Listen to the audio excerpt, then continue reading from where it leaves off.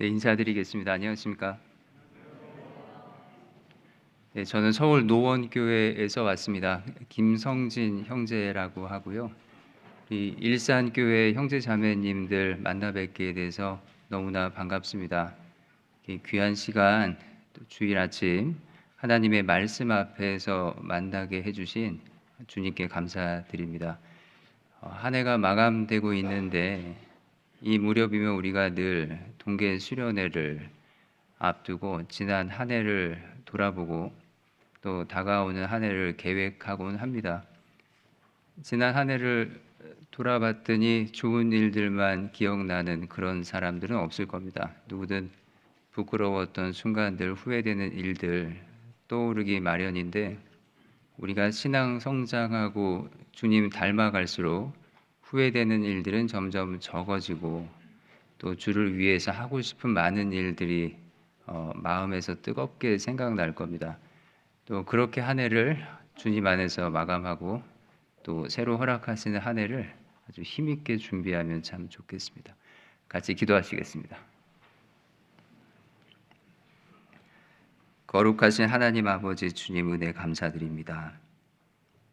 벌레만도 못한 죄인, 아무 소망 없던 저희를 위해 예수님 이 땅에 오시고 채찍에 맞으시며 십자가에 달려 돌아가신 은혜, 그 측량할 수 없는 놀라운 사랑에 머리 숙여 기도드립니다. 주께 받은 은혜가 너무나 크고 우리의 생은 그 은혜에 보답하기에 너무나 짧습니다.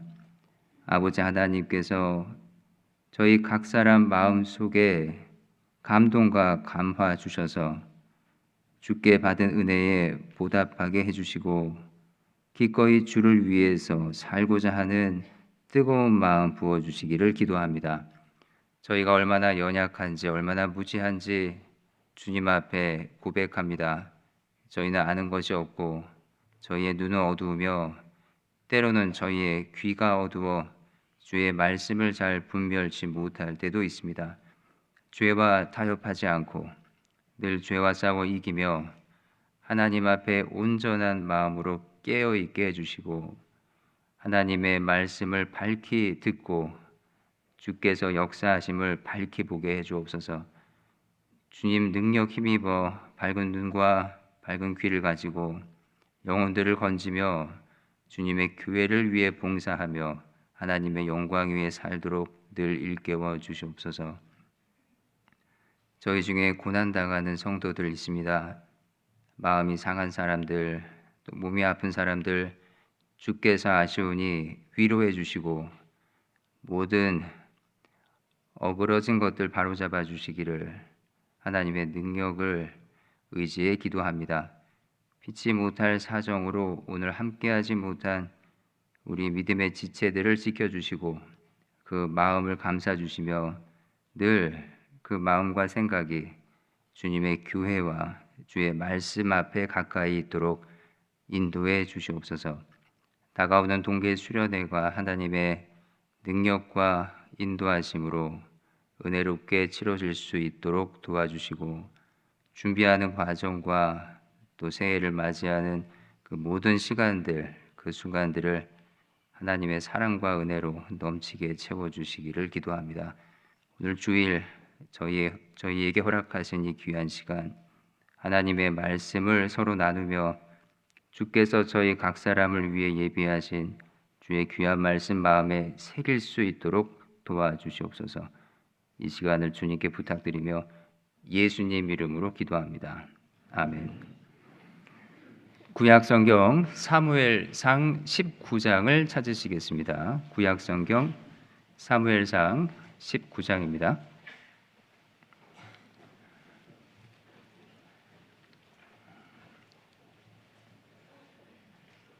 19장 8절부터 제가 읽어드리겠습니다.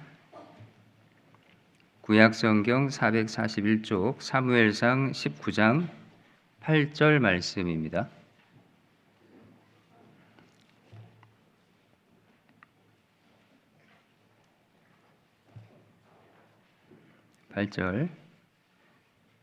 전쟁이 다시 있으므로 다윗이 나가서 블레셋 사람들과 싸워 그들을 크게 도륙하매 그들이 그 앞에서 도망하니라.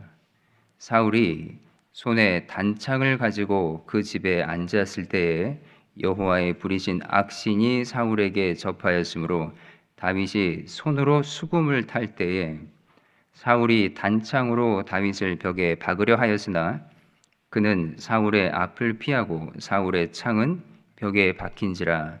다윗이 그 밤에 도피하매 사울이 사자들을 다윗의 집에 보내어 그를 지키다가 아침에 그를 죽이게 하려 한지라. 다윗의 아내 미갈이 다윗에게 일러 가로되 당신이 이 밤에 당신의 생명을 구하지 아니하면 내일에는 죽임을 당하리라 하고 미갈이 다윗을 창에서 달아 내리움에 그가 도망하여 피하니라. 자, 10절에 보면 사울이 단창을 던졌습니다. 다윗을 벽에 박으려고 했습니다. 다윗이 피해서 달아났고 사울이 힘있게 던진 창은 다윗이 서 있던 그 뒤 벽에 박혔습니다. 지금 사울은 창이나 칼을 들고 있는 사람을 공격한 게 아닙니다. 수금을 들고 있는 사람을 향해서 창을 던졌습니다. 이 배경을 이해하지 못하면 이 장면이 굉장히 이상하게 보일 겁니다. 누군가를 향해서 창을 집어 던진다라는 행위는 전투인데 그 상대방은 무장하고 있지 않고요. 심지어 손에 든 것이라고는 수금밖에 없었습니다. 수금 연주하고 있었습니다. 수금이라고 하는 것은 우리가 오늘날 볼 수 있는 악기 중에 하프라고 하는 악기가 있는데 그것이 아주 작게 만들어진, 그래서 품에 안고 연주할 수 있는 작은 하프다 이렇게 생각하면 이해가 쉬우실 겁니다. 그러니까 수금이라는 악기도 성경에 자주 등장하고 비파라는 악기도 등장하는데 다윗은 싸움도 잘했지만 그 음악을 연주하는데도 아주 능해서 수금을 연주해서 사울 왕의 마음을 편안케 해주는 일에 봉사하고 있었습니다.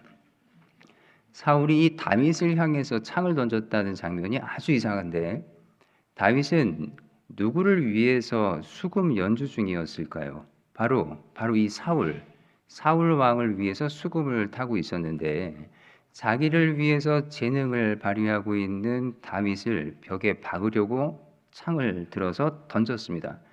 얼마나 힘이 좋으면 그 창이 벽에 박혔습니다. 만약 피하지 못하고 날아오는 창을 몸에 맞았다면 어떻게 됐을까요? 몸에 큰 구멍이 났고 결국 그날을 넘기지 못하고 다윗은 죽었을 겁니다. 근데 이런 일이 처음이 아닙니다. 그 앞에 18장을 보시면 비슷한 일이 있는데 한 장 앞으로 가시면 18장 11절에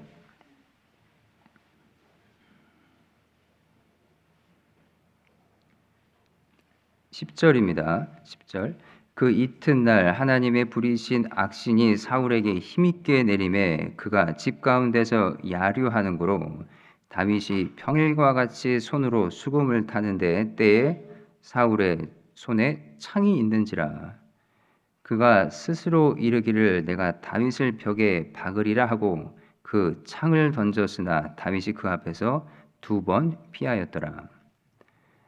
성경 말씀의 이 본문에 하나님의 부리신 악신이 사울에게 힘있게 내림에 성경을 처음 읽으시는 분들은 하나님께서 사울에게 왜 악신을 내리셨을까 오해하실 수도 있는데 사울이 하나님 편에 마음을 두고 하나님 말씀하신 대로 살고자 하는 올바른 양심이 있었다면 악신이 사울 마음을 틈타지 못했을 겁니다. 그는 이미 마음의 틈이 벌어졌고 하나님에게서 점점 멀어지고 있었고 시기와 질투와 온갖 좋지 않은 감정에 휘말려서 하나님께서 맡기신 그 위대한 나라 이스라엘을 온전히 다스리는데 이미 실패하고 있었습니다.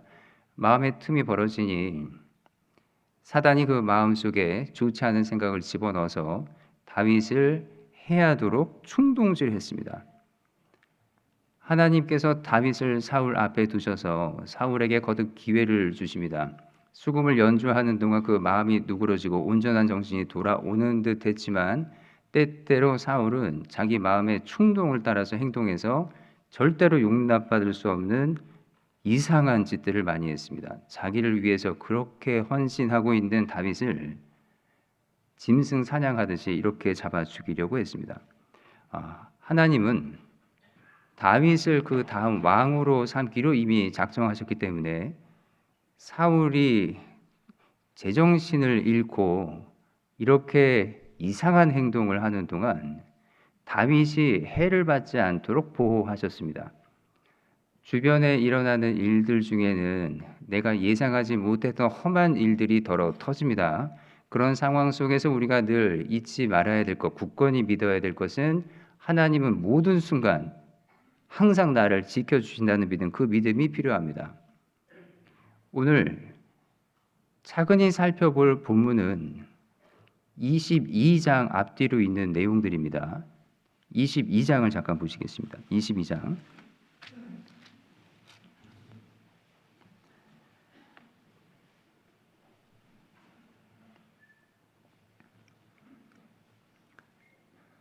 (22장) 5절입니다. 22장 5절.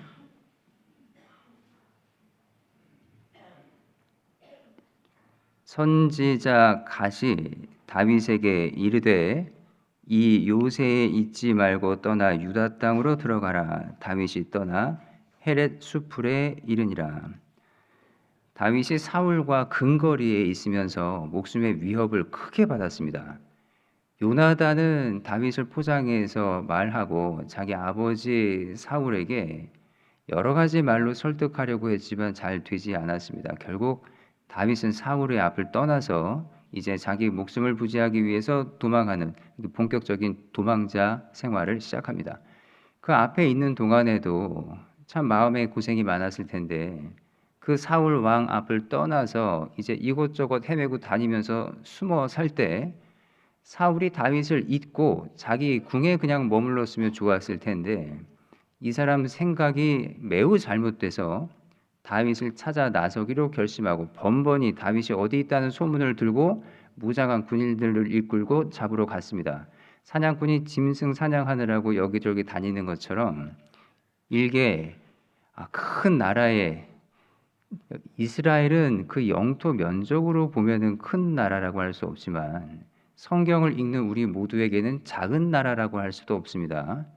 그 위대한 나라 하나님의 약속이 주어진 그 나라를 다스리는 왕이라고 하는 사람이 자기 할 일을 등한시하고 시기심에 사로잡혀서 다윗을 죽이려고 자리를 비웠습니다. 하루 이틀이 아니었습니다. 사냥꾼이 짐승 사냥하느라고 들을 쏘다니듯이 다윗을 잡느라고 자기 인생을 너무나 많이 허비했습니다. 그런데 그럴 때마다 하나님께서는 다윗을 숨기셨습니다. 다윗이 해를 입지 않도록 사울 왕이 다가올 때 때로는 직접 말씀하시고 때로는 선지자를 통해서 다윗이 한 곳에 오래 머물지 않도록 이곳저곳으로 다윗을 옮기면서 그를 안전지대로 숨기셨습니다. 5절 다시 보시면 선지자 갓이 다윗에게 이르되 이 요새에 있지 말고 떠나 유다 땅으로 들어가라.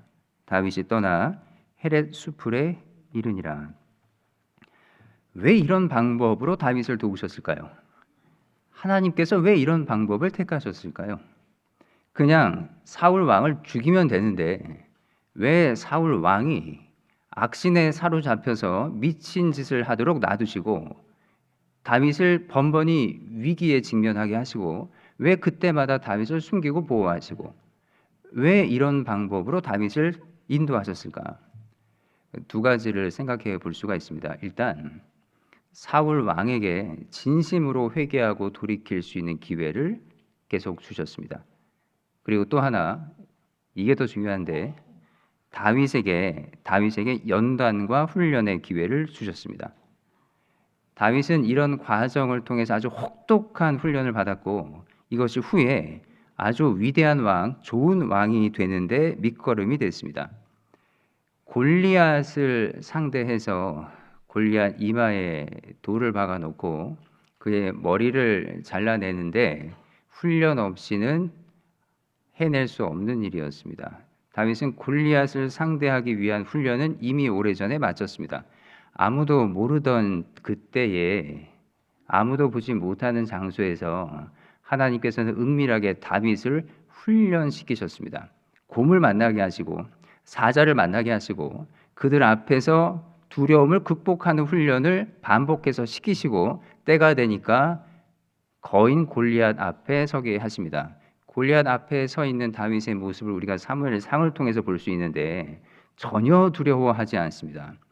두려움이라는 감각이 마비된 사람처럼 아주 용감하게 다윗은 골리앗 앞에 서서 돌 하나를 던져서 그의 머리를 깼습니다. 그냥 된 게 아닙니다. 훈련의 결과입니다. 누가 훈련시켰을까요? 하나님이 하셨습니다. 언제 하셨느냐가 중요한데 아무도 모를 때 아무도 보지 않는 장소에서 은밀히 그를 훈련시키셨습니다. 그런데 이 훈련으로 아주 용기 있는 군사가 될 수는 있었지만 좋은 왕이 되기 위한 훈련으로는 부족했습니다. 다윗은 아직 받지 못한 훈련이 있는데 애매히 받는 고난을 견딜 훈련은 아직 받은 적이 없습니다. 이제 이 훈련이 시작됩니다. 누가 훈련을 계획할까요? 하나님께서 하십니다. 우리가 좋은 그리스도인, 신실한 그리스도인이 되기 위해서 여러 종류의 훈련을 받아야 하는데 싸움만 잘한다고 좋은 왕이 될 수 없는 것처럼 우리도 좋은 그리스도인이 되기 위해서는 여러 종류의 훈련이 필요합니다. 그 중에 애매히 고난받는 순간들을 견디는 것, 그거 꼭 필요한 훈련입니다. 베드로전서 2장에 이런 말씀이 나오는데 사환들아 범사에 주인에게 순복하되 선하고 관용하는 자들에게만 하지 말고 또한 까다로운 자들에게도 그리하라. 애매히 고난을 받아도 하나님을 생각함으로 슬픔을 참으면 이는 아름다우나 애매히 고난을 받을 때 하나님 생각함으로 슬픔 참으라고 하시면서 그 바로 앞에 까다로운 자가 있을 것을 말씀하셨습니다. 우리가 애매히 고난을 받으면서 마음에 큰 번민을 느낄 때 많은 경우 그게 사람 관계와 연결되어 있습니다. 우리가 산에 사는 짐승을 보면서 대체 왜 저럴까?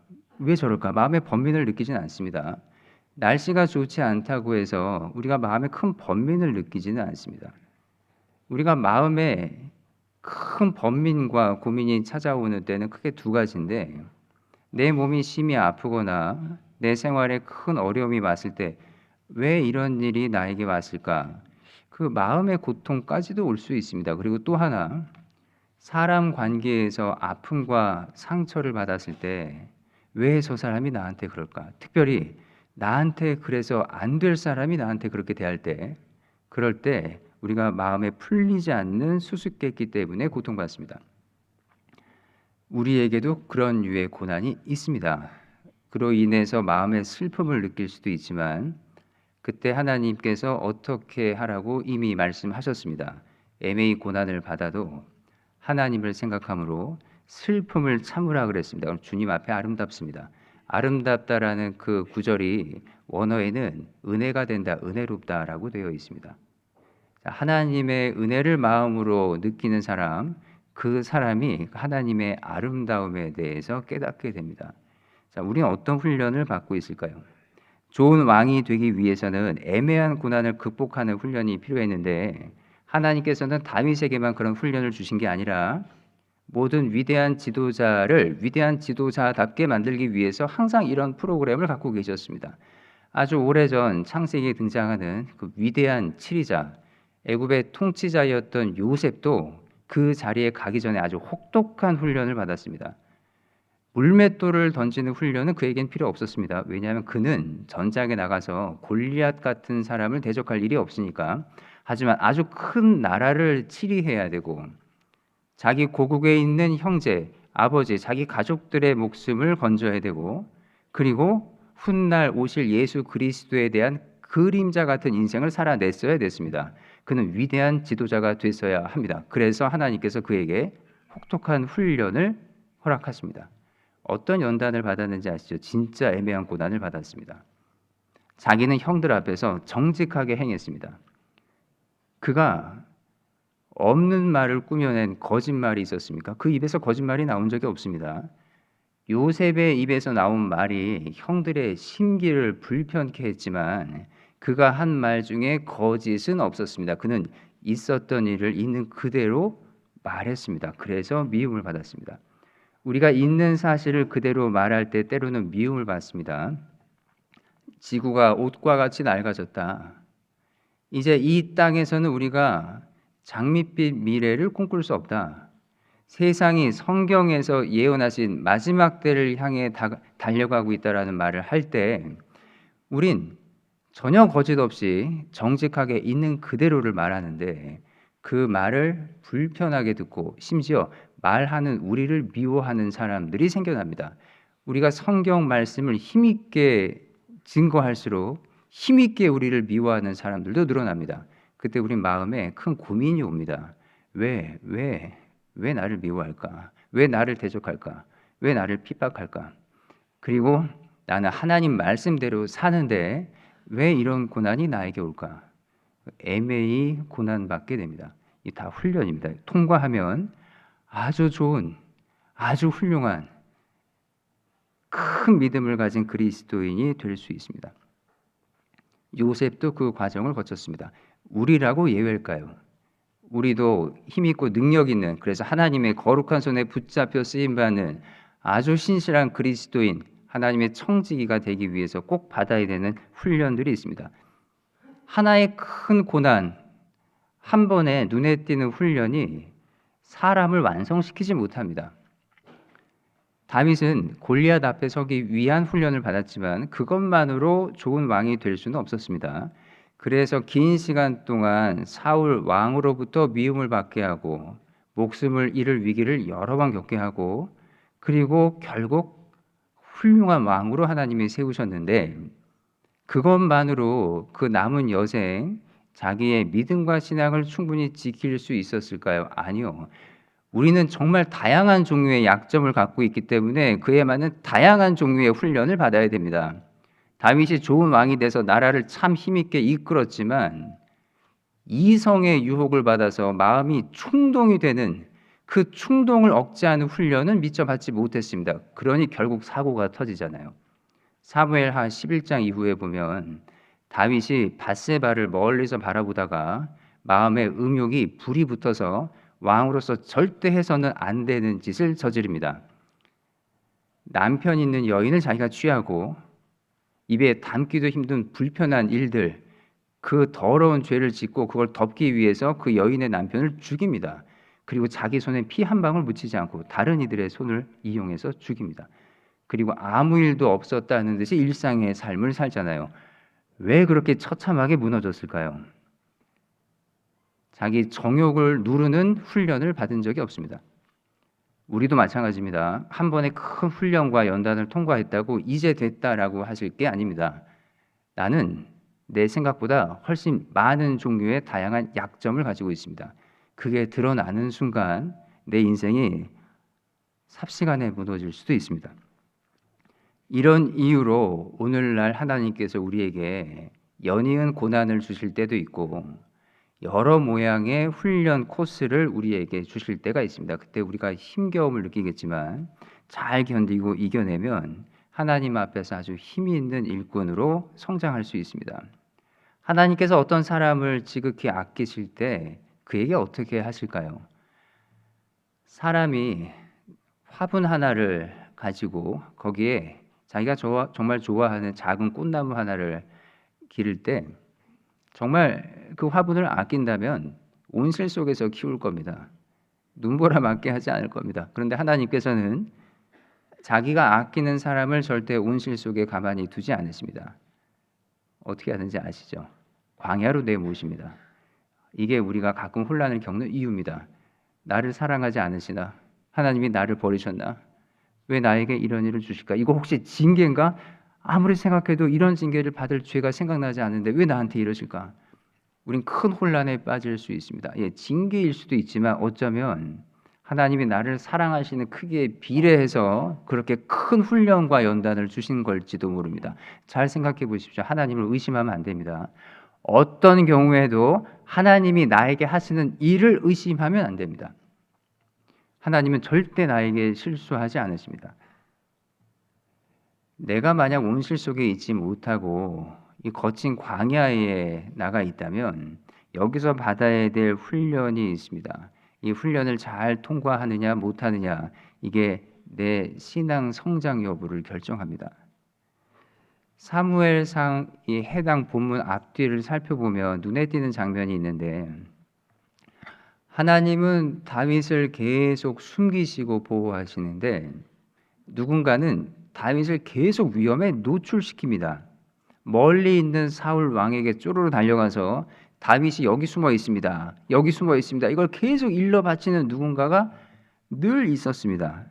그렇게 왕에게 잘 보이고 싶었는지 이미 하나님이 그 마음에서 이미 내려놓으신 그 왕, 마음 깊숙이 타락한 그 사울 왕에게 잘 보이는 것이 출세의 지름길이라고 생각해서 사울에게 가서 다윗이 은밀히 숨어 있는 곳을 드러내는 그런 사람들이 여럿 있었습니다. 19장 보겠습니다. 사무엘상 19장.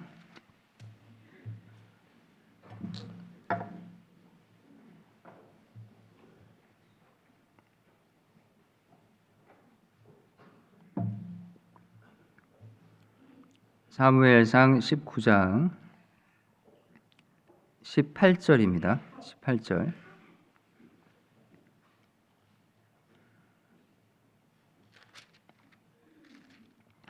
다윗이 도피하여 라마로 가서 사무엘에게로 나아가서 사울이 자기에게 행한 일을 다 고하였고 다윗과 사무엘이 나요스로 가서 거하였더라. 혹이 사울에게 고하여 가로되 다윗이 라마 나요스에 있더이다 하매 사울이 다윗을 잡으려 사자들을 보내었더니 사울이 다윗을 잡으려고 사람들을 여러 보냈습니다. 왜 그런가 하면 다윗이 숨어 있는 곳을 이제 알게 됐거든요. 어떻게 알게 됐을까요? 어떤 사람이 혹이 사울에게 말했습니다. 다윗이 라마 나요스에 있습니다. 굳이 이 얘기를 사울에게 왜 했을까요? 사울에게 이렇게 충성된 모습을 보이는 것이 옳은 길이라고 생각했을 겁니다. 혹은 왕에게 잘 보이는 것이 자기 출세하는 좋은 지름길이라고 생각했을 수도 있습니다. 이런 사람들이 아주 여럿 있었습니다. 처음에 봤던 조금 전에 봤던 22장 다시 보시면요. 22장.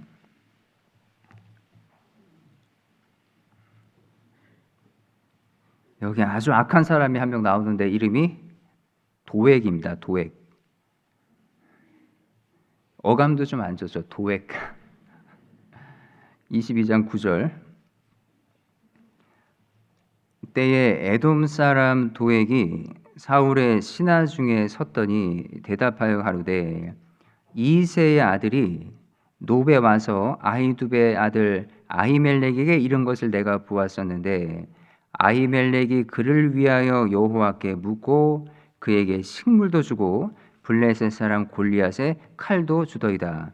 왕이 보내어 아히두베 아들 제사장 아히멜렉과 그 아비의 온 집 곧 노베에 있는 제사장들을 부르매 그들이 다 왕께 이른지라. 자, 그 뒤에 끔찍한 일이 벌어집니다. 성경을 여러 번 읽으신 분들은 뒤에 이어지는 내용이 기억이 나실 텐데 이 에돔 사람 도액이라는 사람이 사울에게 다윗이 있는 곳을 일러 바치고 그리고 아히멜렉 제사장이 다윗을 어떻게 도와줬는지 그 세세한 내용까지 다 고자질을 합니다. 이러는 바람에 참혹한 일이 벌어지는데 사울이 이 아히멜렉을 미워하게 됩니다. 다 불러서 소집한 다음에 너 다윗 도왔다는데 사실이냐? 네가 어떻게 다윗을 도울 수 있냐? 그러면서 갑자기 자기 옆에 있는 군인들에게 제사장들 칼로 치라 명합니다. 차마 칼을 뽑지 못합니다. 이 군인들이 왕의 명령인데 주저해요. 아니 죽일 사람이 따로 있지 어떻게 제사장을 찔러 죽이냐고요. 그랬더니 그 옆에 있던 에돔 사람 도액이 칼을 뽑아들고 제사장 85인을 그 자리에서 죽입니다. 끔찍한 사륙의 장이 됐습니다. 발단이 뭐였죠? 다윗과 아히멜렉의 만남을 일러 바친 것이 발단이 됐습니다. 사단도 계속 우리를 위험에 노출시키느라 애씁니다. 사단이 굉장히 부지런한 거 아시죠? 계속 우리를 죄의 유혹에 노출시키고 그래서 우리가 주저앉게 만들고 때로는 두려운 상대 앞에 우리를 노출시켜서 우리 마음속 깊이 있는 비겁함, 나약함, 두려움, 연약함 이런 거 다 드러나게 해버립니다. 그리고 자기 모습에 실망해서 스스로 주저앉게 만듭니다. 그때도 이런 사람들이 있었습니다. 23장도 보시겠습니다. 23장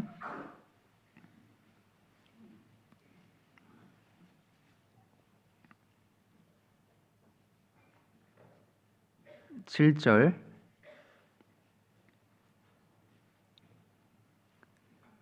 다윗이 그일라에 온 것을 혹이 사울에게 고하매 사울이 가로되 하나님이 그를 내 손에 붙이셨도다. 그가 문과 문빗장이 있는 성에 들어갔으니 갇혔도다. 사울이 모든 백성을 군사로 불러 모으고 그일라로 내려가서 다윗과 그의 사람들을 애워싸려 하더니 자, 여기 7절에도 다윗이 그일라는 지역 이름입니다. 그일라 지역에 온 것을 혹이 또 어떤 사람이 사울에게 고했습니다. 사울은 인간적으로는 좋았겠어요. 방방곡곡에 자기 편이 있어서. 어느 지역에 다윗이 숨건 간에 꼭 거긴 사울에게 잘 보이고 싶어하는 사람이 있었습니다. 그래서 사울에게 달려와서 우리 동네에 다윗이 숨어 있어요. 와서 잡아가세요. 계속 이러고 있는 거죠. 세상이 우리 편이 아닌 걸 실감하세요. 세상이 우리 편이 아닙니다. 우리가 일산에 살건 혹은 전국 어느 지역에 가서 살건 나를 이해해주고 내 편이 돼주는 사람들만 모여있는 그런 마을은 없습니다. 어딜 가나 내가 믿고 있는 복음을 대적하는 사람들은 어느 지역에나 있습니다. 지구 반대편에 가서 터를 잡아도 거기에도 있습니다. 어떻게 내가 가는 곳마다 이렇게 복음을 회방하고 내 신앙을 회방하고 나를 미워하는 사람들이 곳곳에 있을까? 예, 있습니다. 그게 현실입니다. 어딜 가야 그런 사람들이 없을까요? 천국에 가면 그땐 그런 사람들이 없습니다. 거기까지는 그 사람들이 쫓아오지 못합니다. 다윗이 언제 마음을 놓고 진짜 평안이 쉬었을까요? 다윗 인생에 고난과 슬픔이 왔다가 다시 평안과 안식이 오기를 반복했지만 그 사람에게 진정한 평안은 천국에 간 다음 이 땅에서 숨을 거둔 다음일 겁니다. 그때가 돼야 사람이 온전히 쉴 수 있습니다. 11절 보시겠습니다. 11절 10절부터 보시겠습니다. 10절 다윗이 가로되 이스라엘 하나님 여호와여 사울이 나의 연고로 이 성을 멸하려고 그일라로 내려오기를 꾀한다 함을 주의 종이 분명히 들었나이다. 그일라 사람들이 나를 그의 손에 붙이겠나이까. 주의 종이 들은 대로 사울이 내려오겠나이까. 이스라엘의 하나님 여호와여 원컨대 주의 종에게 일러 주옵소서. 대답해 주십니다. 여호와께서 가라사대 그가 사울이 내려오리라. 답을 들었죠. 근데 다윗이 또 여쭤봅니다. 12절 다윗이 가로되 그일라 사람들이 나와 내 사람들을 사울의 손에 붙이겠나이까. 여호와께서 가라사대 그들이 너를 붙이리라. 다윗과 그의 사람 600명 가량이 일어나 그일라를 떠나서 갈 수 있는 곳으로 갔더니 다윗이 그일라에서 피한 것을 혹이 사울에게 고하매 사울이 가기를 그치니라. 자, 다윗이 거듭 하나님께 여쭤봅니다. 정말로 그일라 사람들이 나를 배신하고 나를 사울에게 넘기겠습니까? 하나님 정말 그렇게 하겠습니까? 하나님께서 두 번 대답하십니다. 그일라 사람들이 너를 버리고 사울에게 너를 넘길 것이다. 결국 짐 싸서 또 떠납니다. 거기 있으면 죽을 테니까. 근데 다윗은 그일라 사람들만큼은 자기에게 이렇게 하지 않을 거라고 기대한 것 같아요. 왜 그렇게 기대했을까요? 23장 앞부분에 그 배경이 나오는데 그일라 지역이 블레셋의 침공을 받습니다. 블레셋 사람들이 그일라에 쳐들어가서 약탈을 합니다. 그 소문을 다윗이 듣습니다. 다윗은 사울을 피해서 숨어 다니는 도망자 신세였는데 그 소식을 듣고 하나님께 기도해요. 하나님, 제가 그일라로 가서 블레셋과 싸울까요, 말까요? 가서 그일라 지역 거민들을 구해 줄까요, 말까요를 여쭤봐요. 하나님께서 가라. 내가 블레셋 사람들 네 손에 붙이리라. 전쟁에서 이기게 해주겠다는 약속을 주십니다. 그때 다윗의 신복 하나가 이런 말을 하죠. 3절에 보시면 다윗의 사람들이 그에게 이르되 보소서 우리가 유다에 있기도 두렵거든 하물며 그일라에 가서 블레셋 사람의 군대를 치는 일이리까. 그러니까 다윗이 여호와께 다시 여쭤봅니다. 하나님의 대답은 동일했습니다. 가서 큰 위험을 무릅쓰고 블레셋과 싸워서 이깁니다. 그일라 거민들을 구해줍니다. 자, 이렇게 시끄러운 전쟁을 치르고 나면 다윗이 어디에 있는지 또 노출되잖아요. 기껏 숨어 있는데 우당탕탕 전쟁 치르고 나면 또 거기 오래 숨어 있기 아주 어려워집니다. 그 위험을 감수하고 그일라 거민들을 구했어요. 그럼 그일라 사람들은 적어도 다윗에게는 큰 고마움을 느껴야 마땅한데 그일라 사람들이 어떻게 했습니까? 다윗을 버렸습니다.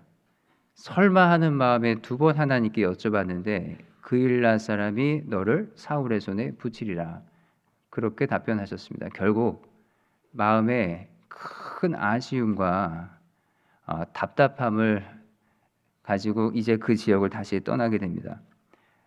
하지만 다윗에겐 하나님이 계셨습니다. 세상 사람이 다 다윗에게 등을 돌려도 하나님이 다윗을 보고 계시면 다윗의 인생은 고난은 많아도 넘어짐은 없습니다. 14절 보시면 14절 같이 읽겠습니다. 다윗이 황무지 요새에도 있었고 또 황무지 산골에도 유하였으므로 사울이 매일 찾되 하나님이 그를 그의 손에 붙이지 아니하시니라. 자, 하나님께서 다윗을 숨기셨습니다.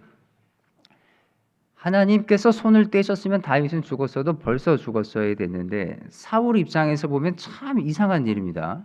분명히 잡힐 것 같은데 잡힐 듯 하면서 안 잡혀요. 누가요? 다윗이요. 이번엔 잡을 것 같은데 안 잡힙니다. 왜 그럴까요? 지금 사울이 큰 착각을 하고 있는데 사울과 다윗 사이에 2사람 사이에 있는 숨바꼭질이 아닙니다. 이거 셋입니다. 하나는 다윗, 숨어 도망 다니는 사람입니다. 하나는 사울, 잡아 죽이려는 사람입니다. 또 하나는 누굴까요? 다윗을 지키고 보호하시는 하나님. 하나님이 숨기신 것을 쉽게 찾아낼 거라는 생각, 엄청난 착각입니다. 사울은 그 착각 속에서 자기 인생을 허비했습니다. 그 뒤에 결정적인 장면이 2번 나오는데 굉장히 유명한 장면입니다. 24장에 보면 어떤 내용이 나오냐면 다윗이 절호의 기회를 맞습니다. 어떤 기회일까요? 역전의 기회를 맞이합니다. 사울 왕을 지척에서 근거리에서 보게 되는데 죽일 수 있는 기회가 왔어요. 굴 안으로 사울이 들어왔는데 그 깜깜한 굴, 더 깊숙한 곳에 얼마 떨어지지 않은 곳 그 안에 다윗과 다윗의 군사들이 있었습니다. 한번 내리치면 사울을 바로 죽일 수 있었는데 그때 다윗이 그걸 하지 않습니다. 하나님께 맡깁니다. 모든 걸. 그때 내리쳤으면 고생 끝입니다. 근데 그때 안 쳤어요. 죽이지 않고 사울을 살려줍니다. 그래서 다윗의 고생이 더 이어집니다. 우리가 어떤 결정을 할 때 내 양심에 불편하지만 그걸 결정하고 행동해버리면 그 다음에 내 육신이 편한 그 선택의 기로가 가끔 옵니다. 그때 어떻게 하시겠습니까? 이거 큰맘 먹고 눈 질끈 감고 한번 내리치면 비록 하나님 앞에 내 양심은 좀 불편하지만 내 인생이 평안해지거든요. 그걸 할 것인가 말 것인가 다 하자 그랬는데 다윗은 안 했습니다. 자기 양심을 따랐어요. 그 순간 고생의 시간이 연장돼 버렸습니다. 그런 선택하실 수 있겠어요? 그런 선택하실 수 있겠습니까? 하나님을 믿지 않으면 내 인생의 공정한 심판자, 내 인생의 공정한 심판자이신 하나님이 계시다는 걸 믿지 않으면 그런 선택은 진짜 어렵습니다. 26장에 비슷한 장면이 한 번 더 나오는데 이번에 사울이 깊이 잠들었습니다. 사울을 지키는 경호원들과 그의 군인들도 깊이 잠들었습니다. 그때 다윗이 사울의 숨소리가 들릴 만큼 가까이 다가가서 창과 물병만 집어옵니다. 창을 들어서 한번 내리쳤으면 그때 끝나는 건데 그때도 사울을 죽이지 않습니다. 하나님이 치시지 않았는데 사람인 자기가 내리치는 일을 하지 않았습니다. 참 지혜로운 판단력이에요. 웬만한 사람이면 그런 판단하지 못할 것 같은데 다윗은 역시 다윗입니다. 그런 순간에 자기 고생길이 더 이어질 걸 알면서도 사울을 살려서 보낸다. 그러니까 하나님의 눈을 의식하지 않으면 그렇게 할 수 없습니다. 그래서 우리 늘 하나님 생각해야 되겠습니다. 누가 우리를 괴롭히고 나를 핍박하고 나에게 엄청난 증오와 분노를 쏟아 부을 때 그 모든 것을 1대1의 관계로 보면 안 됩니다. 그럼 자칫 그리스도인인 내 마음에 복수심이 불타고 증오에 불이 붙고 그리고 눈에는 눈, 이에는 이, 그렇게 적용하면 안 되는 말씀들이 막 그때 떠오릅니다. 그때 어떻게 해야 될까요? 나를 괴롭히는 그 대적과 나, 이 둘이 사는 세상으로 내 주변을 보면 안 됩니다. 그런 모양이 아닙니다. 하나님이 계십니다. 그 하나님이 공정한 심판자로서 내 인생 경기에 개입하시는 순간이 반드시 있습니다. 반드시 있습니다.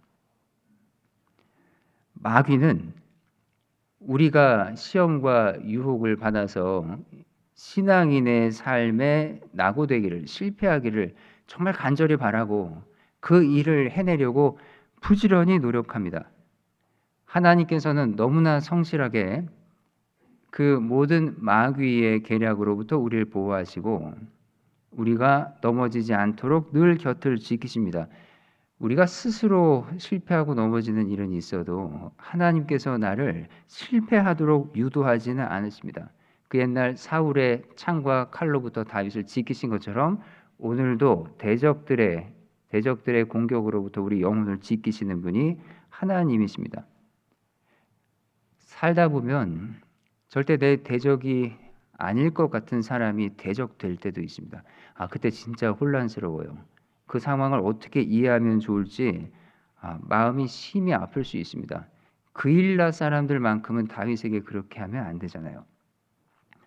근데 사실 알고 보면 더 이해되지 않는 일이 있죠. 사울 왕도 다윗에게 정말 그러면 안 됩니다.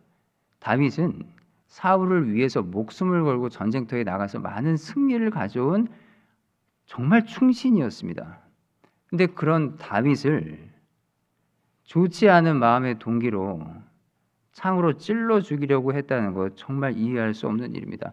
우리 삶에 이해할 수 없는 답답한 일들이 생깁니다. 가족이 어떤 의미인가도 한번 생각해 보십시오. 제가 구원받고 나서 가족들이 저를 대하는 태도가 달라진 것에 굉장히 당황한 적이 있습니다. 제가 19살, 20살 요 무렵이었는데 19살 때 구원을 받았습니다. 가족들에게 전도하고 싶은 생각이 올라와서 내가 믿는 복음에 대해서 집에 가서 가족들에게 얘기하고 친척들에게 얘기하고 오히려 피 한 방울 섞이지 않은 내 친구와 이웃과 스쳐 지나가는 사람들은 내 얘기가 마음에 안 들지라도 특별히 나를 공격하지는 않더라고요. 근데 가족들은 제가 복음을 얘기했을 때 제 마음을 아프게 했습니다. 그렇게 반응할 줄은 몰랐습니다. 가끔 복음만 아니면 하나님만 아니면 성경만 아니면 마냥 좋은 관계로 지낼 수 있는 그 사람들이 내가 구원을 받았다는 이유만으로 나를 아프게 하지 않습니까? 그 이해 안 되는 일 있습니다. 그런 일 있습니다. 또 가끔은 교회의 형제 자매님들 그분들만큼은 나를 이해하고 내 편이 돼줄 것 같은데 가끔은 그분들과의 관계에서도 내가 상처를 받을 때 있습니다. 나는 선한 의도로 이런 일을 했는데 내 주변의 형제 자매들이 나를 오해할 수도 있습니다. 그 오해를 받아서 마음 아플 때 그 오해를 내 손으로 풀려고 하면 얽힌 실타래 더 얽힙니다. 그거 누가 풀어줘야 될까요? 그거 하나님이 풀어주셔야 됩니다. 어린 아이가 얽혀있는 매듭을 풀어보겠다고 나와 있는 그 줄 끝을 손으로 잡고 힘껏 당기잖아요. 그럼 나중엔 자기 힘으로 절대 그거 못 풉니다. 누군가에게 부탁해야 됩니다. 우리 인생도 실타래 얽히듯이 아주 복잡하게 얽힐 때가 있는데 관계 속에서 상처받고 적어도 구원받았다는 내 형제 자매들만큼은 나한테 이러지 않을 줄 알았는데 애매히 고난받는 순간 가끔 겪습니다. 어떻게 해야 될까요? 직접 풀지 말고 하나님께서 풀어주실 때를 기다려야 됩니다. 세상에 힘든 거 많은데 기다리는 거 진짜 힘들더라고요. 해보신 것 중에 제일 힘든 게 뭐였습니까? 몸이 힘든 거 말고요. 마음이 힘든 거요. 이것저것 참는 거에 쉬운 일 하나도 없지만 역시 기다리는 게 제일 힘든 것 같습니다. 그리고 나에게 좋은 방법이 떠올랐는데 그 방법을 사용하지 않고 기다리는 거. 이렇게 하면 싹 풀릴 것 같은데. 이렇게 하면 해결될 것 같은데. 근데 그걸 하지 않고 하나님의 개입을 기다리는 거. 그거 쉽지 않습니다. 차라리 아무 생각이 나지 않고 아무 수단과 방법도 나에게 없으면 기다리는 것이 조금 편안할 수 있는데 해볼 만한 방법과 아이디어가 있는데도 기다리는 것은 훨씬 더 어렵습니다. 근데 그걸 해내는 그것이 진정한 신앙입니다. 하나님께서는 다윗의 마음속에 하나님 생각을 가득 부어 주셔서 다윗은 중요한 순간에 크게 잘못되지 않고 고난을 견뎌냈습니다. 대적들이 다윗의 위치를 자꾸만 사울에게 노출시키는 장면들을 보면은 이렇게 못난 사람들이 있나 답답한데 더 못난 사람도 있습니다. 스스로 자기를 위험에 노출시키고 스스로 자기 목숨을 자기 수명을 단축시킨 사람들도 있습니다.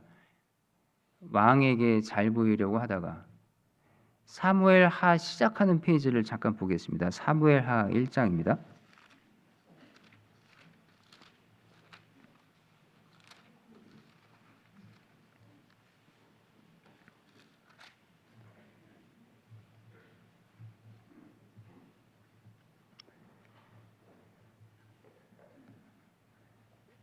사무엘하 1장 2절입니다. 1장 2절.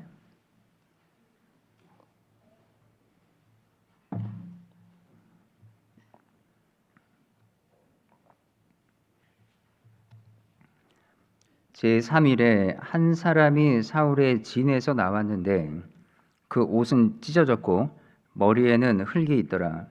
저가 다윗에게 나와 땅에 엎드려 절하매 다윗이 저에게 묻되 너는 어디서 왔느냐 대답하되 이스라엘 진에서 도망하여 왔나이다. 다윗이 가로되 일이 어떻게 되었느뇨 너는 내게 구하라.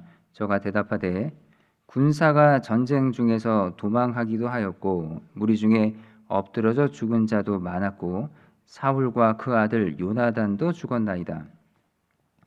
다윗이 자기에게 고하는 소년에게 묻되 사울과 그 아들 요나단의 죽은 줄을 네가 어떻게 아느냐?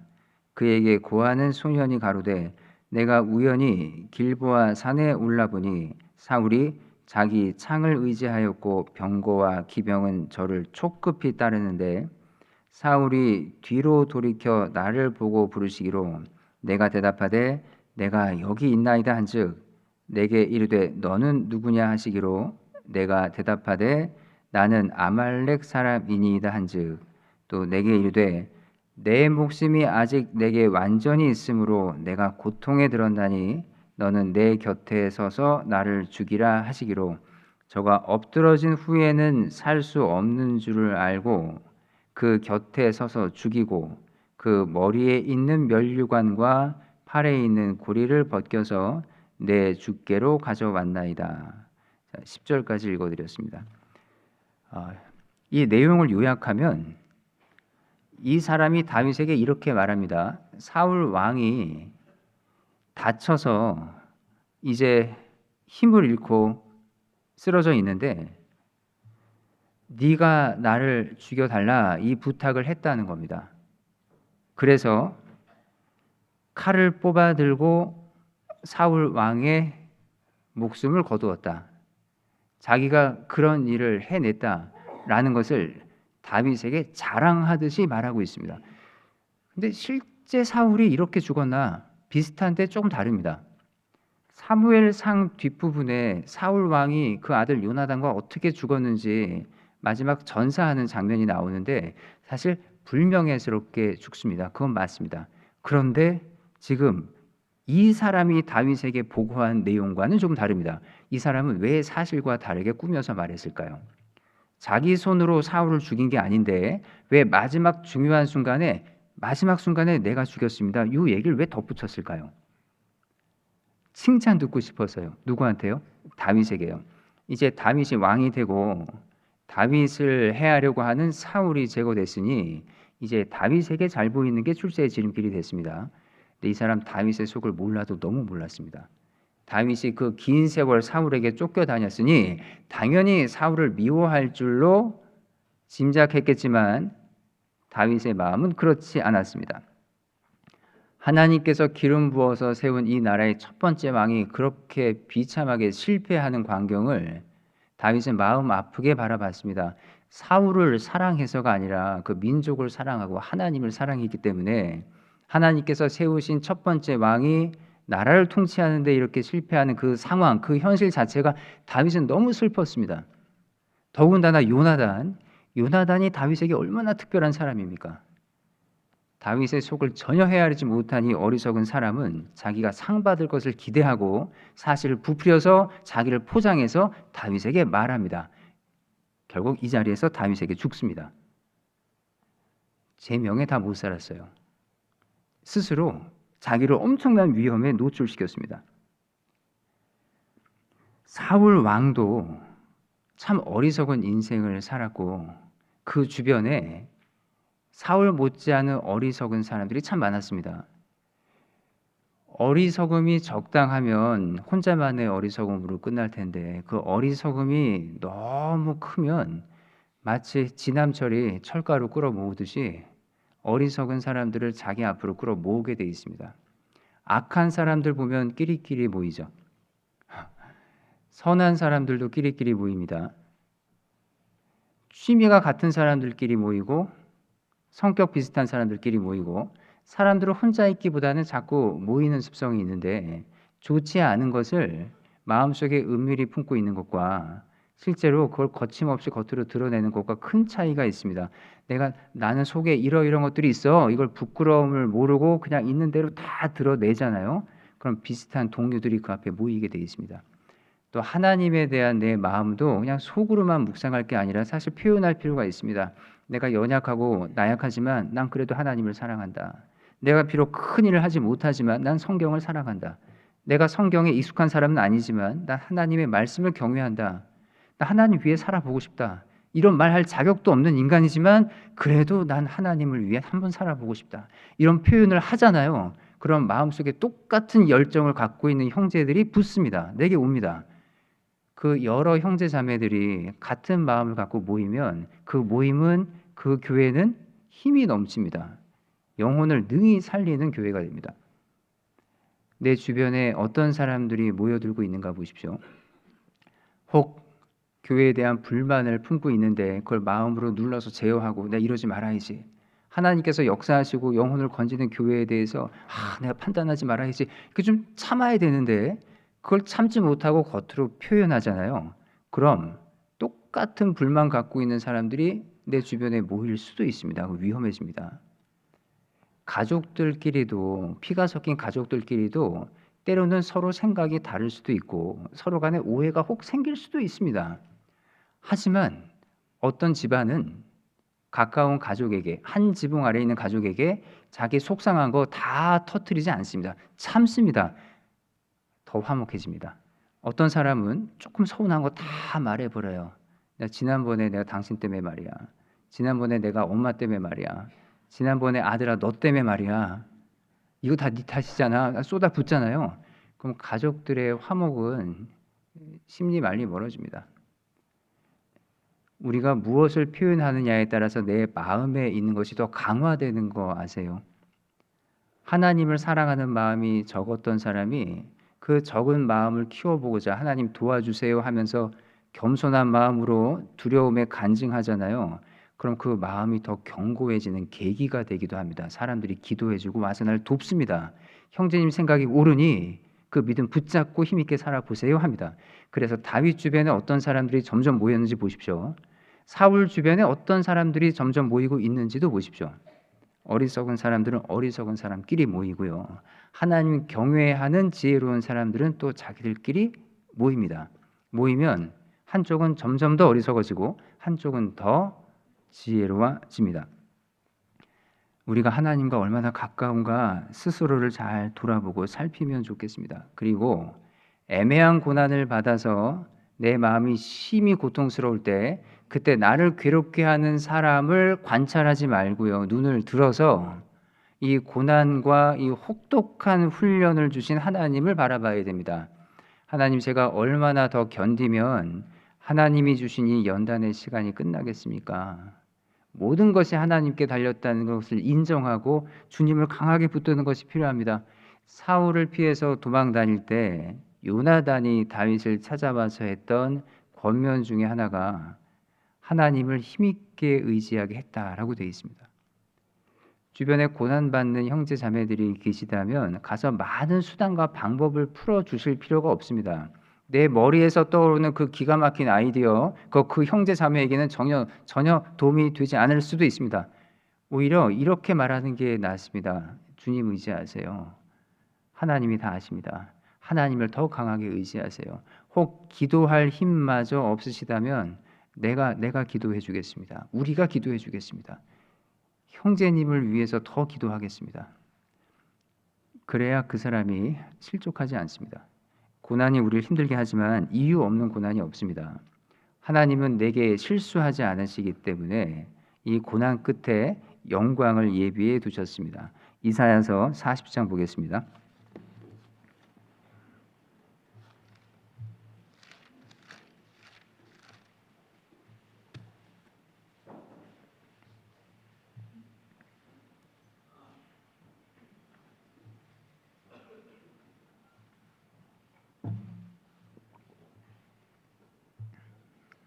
(27절입니다) 40장 27절.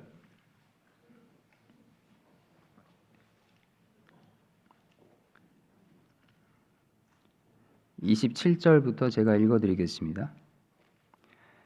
야곱아, 네가 어찌하여 말하며 이스라엘아, 네가 어찌하여 이르기를 내 사정은 여호와께 숨겨졌으며 원통한 것은 내 하나님에게서 수리하심을 받지 못한다 하느냐? 너는 알지 못하였느냐? 듣지 못하였느냐? 영원하신 하나님 여호와 땅 끝까지 창조하신 자는 피곤치 아니하시며 곤비치 아니하시며 명철이 한이 없으시며 피곤한 자에게는 능력을 주시며 무능한 자에게는 힘을 더하시나니 소년이라도 피곤하며 곤비하며 장정이라도 넘어지며 자빠지되. 같이 읽겠습니다. 오직 여호와를 앙망하는 자는 새 힘을 얻으리니 독수리의 날개치며 올라감 같을 것이요 다른 박질하여도 곤비치 아니하겠고 걸어가도 피곤치 아니하리로다. 주님께서 보이는 모습으로 우리 곁에 계시면 우리가 훨씬 다른 모습과 다른 마음으로 살아갈 겁니다. 근데 우리가 왜 더디 성장할까요? 우리는 왜 때때로 의심에 빠질까요? 마치 하나님께서 나를 돕지 않으시고 멀리 가버렸다는 그 착각과 의심 속에 왜 혼자서 그 깊은 고뇌에 빠질까요? 하나님께서 우리 눈에 보인다면 그런 의심을 할 사람은 아무도 없을 겁니다. 하여튼 눈이 문제입니다. 눈이 문제입니다. 우린 보이면 쉽게 믿고요. 안 보이면 잘 못 믿습니다. 구원받은 우리조차도 인생의 고난을 겪을 때 하나님이 눈에 보이지 않는다는 이유로 자꾸 잊어버리죠. 기도하길 잊어버리고 기도할 시간에 고민만 계속합니다. 하나님께 매달려야 될 그 귀한 기도의 시간에 내 하소연 들어줄 다른 친구를 찾습니다. 때로는 같은 믿음과 소망 갖고 있는 형제 자매들과 교제하는 동안 마음이 풀리기도 하지만 내 얘기 들어주는 그 자매님, 그 형제님보다 사실 누구에게 더 많은 얘기를 했어야 될까요? 어디다가 내 하소연을 했어야 될까요? 사실 하나님이죠. 형제 자매님들에게 전화로 내 사정 알리는 시간, 그 시간 조금만 줄이고 그 사정을 하나님께 알았으면 더 좋지 않았을까요? 때로는 외롭고 고독한 처지에 놓일 때가 있는데 그 누구도 내 말을 들어줄 것 같지 않은 그런 처지, 어쩌면 그게 더 나을 수도 있습니다. 그러면 하나님만 바라보고 부르짖을 테니까 차라리 그게 나을 수도 있습니다. 하나님을 얼마나 친근히 여기십니까? 다윗은 사울을 피해 도망 다니는 동안 큰 용기가 필요했습니다.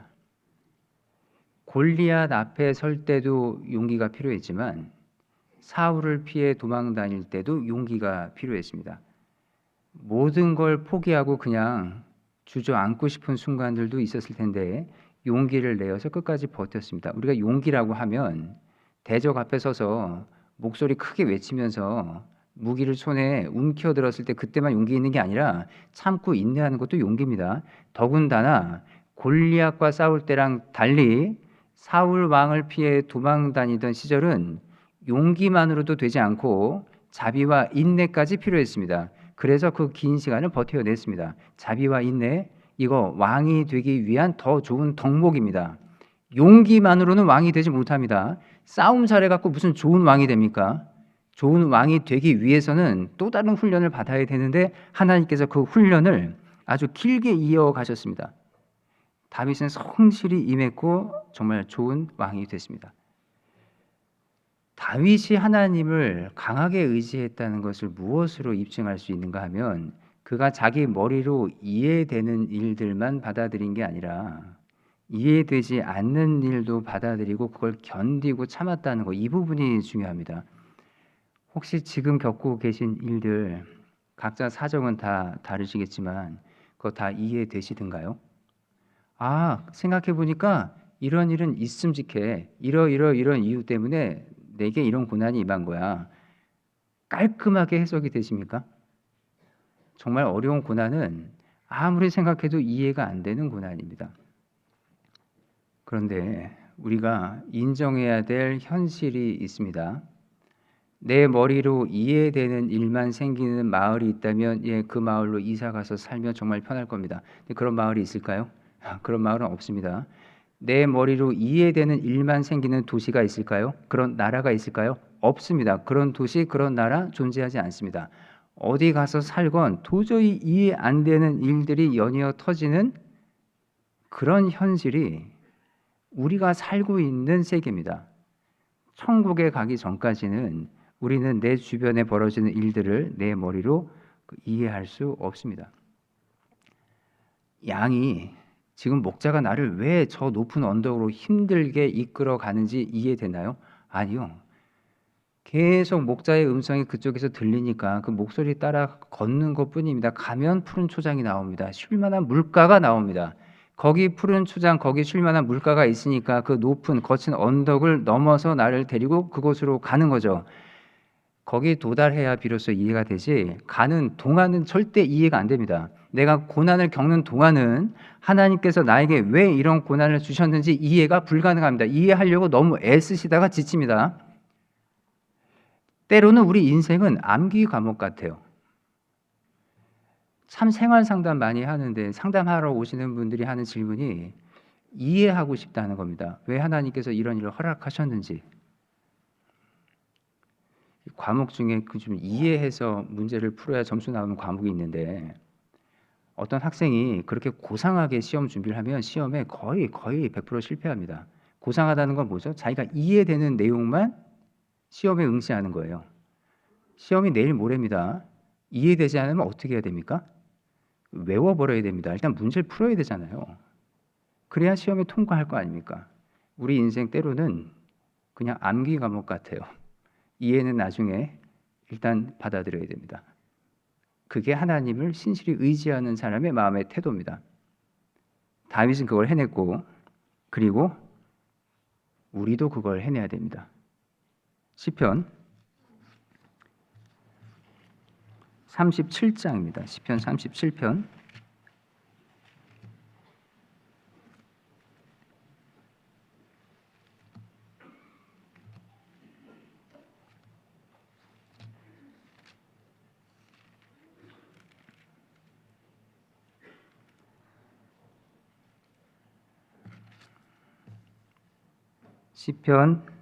37장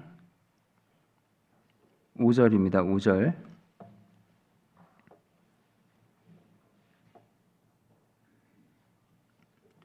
너의 길을 여호와께 맡기라. 저를 의지하면 저가 이루시고 내 의를 빛같이 나타내시며 내 공의를 정오의 빛같이 하시리로다. 여호와 앞에 잠잠하고 참아 기다리라. 자기 길이 형통하며 악한 꾀를 이루는 자를 인하여 불평하지 말지어다. 여호와 앞에 잠잠하고 참아 기다리라. 자, 이 말씀을 읽는 것은 쉬운데 이렇게 사는 건 정말 어렵습니다. 하나님 앞에 잠잠하고 참아 기다리라. 사람 앞에 서면 잠잠하기도 어렵고 기다리는 것도 어려운데 내가 하나님 앞에서 살고 있다는 것을 알면 잠잠할 수 있습니다. 그리고 참을만 합니다. 하나님 앞에 있다면 참을만 합니다. 내가 재판을 받는데 세상에서 가장 지혜롭고 공정한 재판관 앞에 서 있다면 내 양심에 떳떳한 대로 증언하면 됩니다. 그리고 내 결백함이 입증될 것이라고 굳게 믿을 수가 있습니다. 하지만 불의한 재판관 앞에서 내가 재판을 받고 있다면 굉장히 마음이 불안할 겁니다. 내 사정이 드러나지 못하고 내가 억울한 누명을 뒤집어 쓸까봐 조마조마할 겁니다.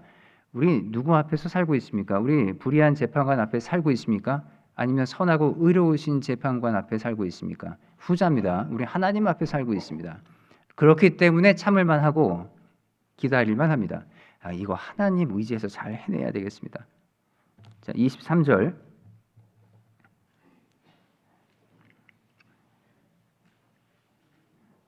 23절과 24절 같이 읽겠습니다. 여호와께서 사람의 걸음을 정하시고 그 길을 기뻐하시나니 저는 넘어지나 아주 엎드러지지 아니함은 여호와께서 손으로 붙드심이로다. 넘어진답니다. 근데 아주 엎드러지지는 않는답니다. 넘어지면 얼른 털고 일어날 수 있는 힘이 우리 그리스도인들에게 있습니다. 근데 아이들이 넘어졌을 때 혼자 일어나기 참 힘들어할 때 있는데 그때 부모가 어머니나 아버지가 아이 손을 붙잡고 일으켜 주잖아요. 그 손은 하나님도 자주 내미십니다. 우리가 넘어졌을 때 넘어진 게 서러워서 눈을 감고 그냥 펑펑 울고만 있으면 하나님께서 내미신 손이 내 마음에 보이질 않습니다. 내가 고난 당할 때, 내가 큰 실패를 겪거나 내 마음이 심히 낙심될 때 빨리 정신을 차리고 눈을 들어서 하나님께서 내 손 잡아라 하고 내미신 그 손을 잡아야 됩니다. 내가 하나님을 의지하는 마음으로 깨어 있으면 고난 중에 주일 참석하잖아요. 그 주일에 내 마음을 위로하는 한 구절의 말씀을 듣게 됩니다. 그거 진짜 신기합니다. 내가 하나님을 의지하고 그분이 나를 고난해서 날 위로하실 것이다. 이거 믿고 수요 말씀 들으러 오잖아요. 그날 수요 말씀 중에 나를 위한 말씀 한 구절이 나옵니다. 그거 진짜 신기합니다. 나 말고도 듣는 이들이 이렇게 많은데 그 중에 하필 오늘 나를 위해서 이 말씀을 친히 준비하신 그런 느낌마저 듭니다. 그런데 너무 자기 연민에만 빠져 있으면 하나도 안 들립니다. 말씀 시간 내내 나 어떡하나, 나 어떡하나, 난 이렇게 망하나, 난 이제 제게 불능인가, 왜 하나님은 날 버리셨나, 왜 하나님이 나를 버리셨나 이 고민하는 동안에 앞에 있는 목사님은 하나님이 성도를 신실히 보호하신다는 설교를 하고 있을 수도 있습니다. 마음이 꽉 틀어막히면 아무것도 안 들립니다. 참 위험한 게 자기 연민입니다. 다윗이 잘한 거 참 많은데 자기 연민에 빠져 허우적거리면서 인생 허비하지 않은 거, 때때로 하나님을 바라보면서 그를 강하게 의지했던 거, 그거 정말 기가 막히게 잘한 일입니다. 우리도 그거 해내야 되겠습니다. 그걸 해내면 어떤 고난과 시험이 와도 이건 그냥 통과하는 터널에 불과합니다. 터널이 아무리 길어도요, 결국엔 출구가 나오잖아요. 중간에 차를 멈춰 세우고 고민하면 그 터널에 오래 갇혀 있는 셈이 됩니다. 고민을 하더라도 계속 달려가면서 고민을 해야 됩니다. 우리 신앙생활에 아픔이 있을 때 저는 이 문제가 해결되기까지 봉사 내려놓고 교회 출석 내려놓고 모든 내 신앙생활을 다 멈춰 세우고 일단 이 문제 해결된 다음에 신앙생활을 하겠습니다. 터널 한가운데 차를 세워놓고 빛이 보이면 그때 다시 전진하겠습니다. 이거 말이 안 되잖아요. 계속 달려나가야 됩니다. 뒤를 돌아보지 말고 하나님 앞에서 우리가 해야 되는 일 뒤돌아보지 말고 앞을 보고 가야 됩니다. 하나님께서 나를 앞으로 강하게 이끄십니다. 제발 그분이 내민 손을 거부하지 말고 꼭 붙들고 가야 되겠습니다. 때로는 내가 원치 않는 일을 억지로 시키실 때도 있는데 하나님을 믿는 사람이라면 그분의 섭리를 인정하게 될 겁니다. 우리 눈에 보이지 않는 하나님, 다윗의 마음으로 강하게 의지하면 좋겠습니다. 몇 장 앞으로 가셔서 시편 27편 보겠습니다. 시편 27편.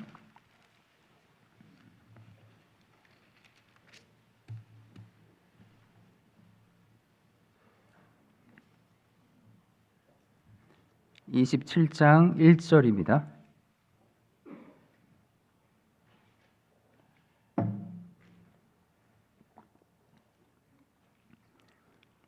여호와는 나의 빛이요 나의 구원이시니 내가 누구를 두려워하리요. 내 생명의 능력이시니 내가 누구를 무서워하리요. 27편 1절 시작되는 위에 작은 제목이 하나 달려 있습니다. 보시는 성경에도 써 있습니까? 제 성경에 다윗의 시 이렇게 파란 글자로 써 있습니다. 바로 그 다윗이 쓴 글입니다. 2절. 나의 대적 나의 원수된 행악자가 내 살을 먹으려고 내게로 왔다가 실족하여 넘어졌도다. 군대가 나를 대적하여 진칠지라도 내 마음이 두렵지 아니하며 전쟁이 일어나 나를 치려 할지라도 내가 오히려 안연하리로다. 내가 여호와께 청하였던 한 가지 일 곧 그것을 구하리니 곧 나로 내 생전에 여호와의 집에 거하여 여호와의 아름다움을 앙망하며 그 전에서 사모하게 하실 것이라.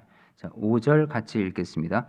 여호와께서 환난 날에 나를 그 초막 속에 비밀히 지키시고 그 장막 은밀한 곳에 나를 숨기시며 바위 위에 높이 두시리로다.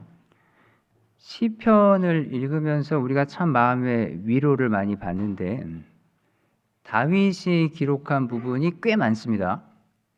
다윗이 시편을 기록한 부분들을 살펴보는 동안 다윗 마음에 얼마나 큰 슬픔이 있었는지, 그가 참 얼마나 오랜 고난을 경험했는지 알 수 있습니다. 우리는 사무엘상을 읽을 때 다윗 참 고생 많았겠다, 그 몸이 심히 고단했겠다, 이걸 느끼죠. 하지만 그 마음에 어떤 절절함이 있었는지는 다 알 수가 없습니다. 자기 속마음을 사무엘상에 기록해 놓진 않았으니까. 다윗의 행적 기록은 상세하지만 그 마음에 어떤 아픔이 있었는지 그의 고백을 많이 들을 수는 없습니다. 그걸 들으려면 시편을 펼쳐야 됩니다. 시편의 다윗이 생을 살면서 마음에 어떤 고통이 있었는지를 엿볼 수 있는데 이런 마음으로 버텼구나, 이게 좀 이해가 됩니다. 다윗이 이런 생각과 이런 묵상과 이런 기도를 하지 않았더라면 그는 틀림없이 중간에 낙오됐을 겁니다. 그가 그 고난의 길을 걸으면서 하나님을 묵상했던 그 묵상들, 그것들이 고맙게도 너무 감사하게도 성경 기록으로 남아 있습니다. 이제 그 말씀들이 우리 마음을 움직입니다. 고난을 견디게 해줍니다. 시편을 읽으면서 다윗이 몸만 고생한 게 아니구나, 마음에 엄청난 번민이 있었지만 이렇게 하나님을 의지했구나, 그의 묵상의 능력, 하나님을 의지하는 힘, 그 간절함, 그 절실함이 그의 영혼을 지켰구나라는 걸 알 수 있죠. 우리에게 그거 있어야 되지 않을까요? 다윗은 워낙 무시무시한 사람들에게 둘러싸여 있으니까, 그러니까 이렇게 치열하게 하나님께 매달리고 기도했지. 요즘 세상은 그래도 살만하잖아요. 그러니 이런 치열함은 필요 없지 않을까요? 라고 말하는 분이 계시다면 그분에게 너무 큰 고난이 오지 않기를 바랍니다. 사람이 자기가 경험한 것들을 말하게 되는데 지금까지 비교적 큰 고난과 고생 없이 무난하게 신앙생활을 해왔다고 해서 앞으로도 그러리라는 보장은 없습니다. 인생은 고난을 위하여 났나니 불티가 위로 나름 같도다. 고난 없는 인생은 없습니다. 돌아가신 저희 그 외할아버지 살아계실 때 외가댁에 제가 놀러 가면 벽에 기념패, 감사패 비슷한 게 하나 붙어 있었는데 내용을 읽어보면 한국전쟁 6.25 참전 용사들에게 주는 감사패 같은 겁니다. 국가유공자 자격을 인정하는 그런 증서 같은 건데 전쟁에 참여하신 경험을 제가 들려달라고 그 어린 시절에 철없는 나이에 참 여러 번 물어봤습니다. 폭탄 소리가 어떤지도 궁금했고 어리니까요. 총소리가 어떤지도 궁금했고 그때 어떻게 살아남으셨는지도 궁금해서 많이 물어봤는데 할아버지께서는 전쟁 얘기는 항상 조금만 들려주시고요.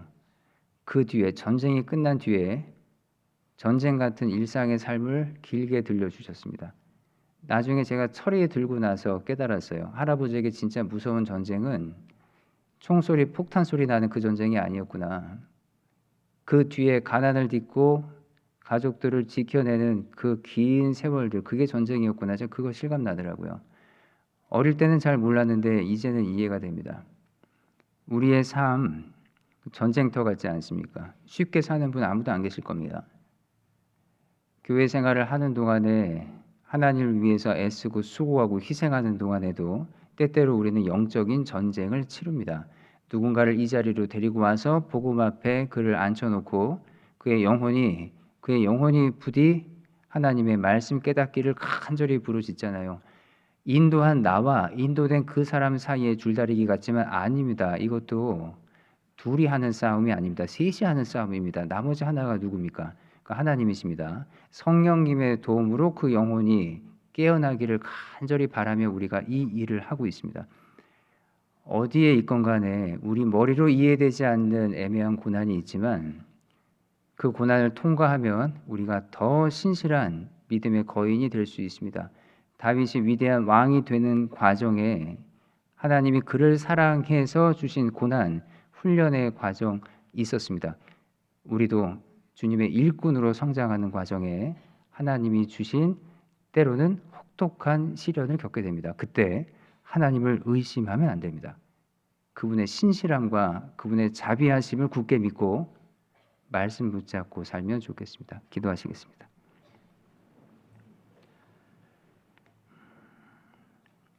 하나님 아버지 감사합니다. 저희를 사랑하셔서 구원해 주시고 주의 피로 사신 몸된 교회 가운데 두시며 하나님을 찬미하게 하시니 감사드립니다. 우리 인생에 혹 이해할 수 없는 어려운 고난이 임하더라도 하나님을 굳게 믿으며 주님께 기도하며 고난의 순간들을 잘 견딜 수 있도록 힘 주시옵소서. 이 고난을 통해서 우리의 믿음이 자라며 더 힘있는 하나님의 군사 되게 해주시고 우리 영혼에 주님의 말씀을 밝히 주셔서 주의 말씀 붙잡고 살 수 있도록 늘 인도해 주옵소서. 저희 중에 몸이 병중에 있는 분들 또 마음이 상한 분들 주께서 위로해 주시며 치유해 주시기를 기도합니다. 각자의 사정으로 말미암아 교회 가운데 있지 못하는 우리 사랑하는 믿음의 가족들 속히 주의 몸된 교회 이 교제의 품으로 돌아오도록 그 오는 길 평탄케 해주시고 모든 아픔을 딛고 일어서 주를 위해서 열심을 내도록 마음에 넉넉한 힘 주시기를 기도합니다.